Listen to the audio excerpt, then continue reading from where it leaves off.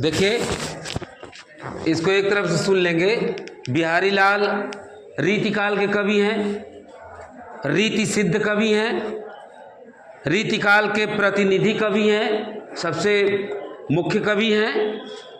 और इनकी रचना क्या है? सतसई है। और उसमें भक्ति, नीति और श्रृंगार, ये तीनों है। यानी भक्ति, नीति और श्रृंगार की त्रिवेणी है।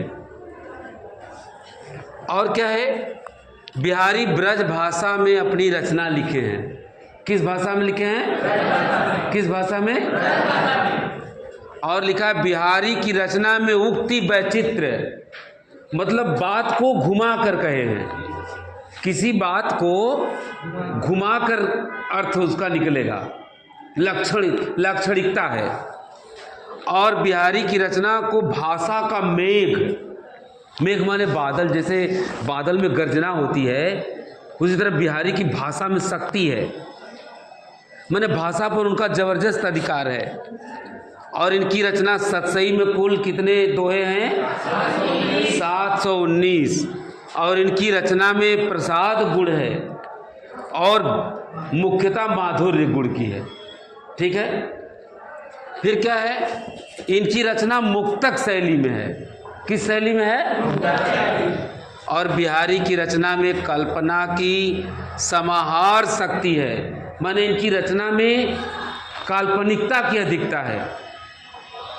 कल्पना के द्वारा इन्होंने उसको नए ढंग से प्रस्तुत किया है। और इनकी रचना सतसई को कल्पना का इंद्रधनुष कहा जाता है।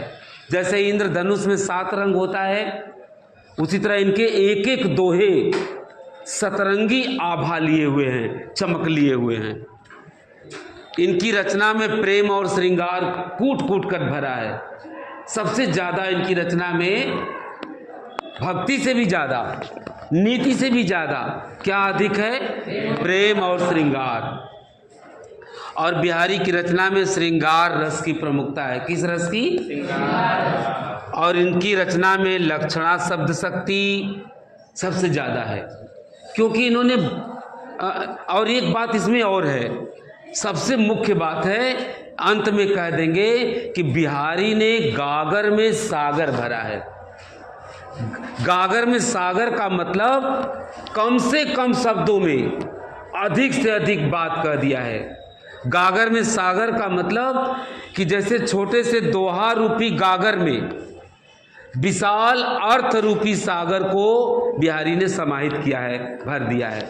एक बात और नोट कर लेंगे, बिहारी ने गागर में सागर भरा है, अर्थात कम से कम शब्दों में अधिक से अधिक गूढ़ बातों को समाहित किया है।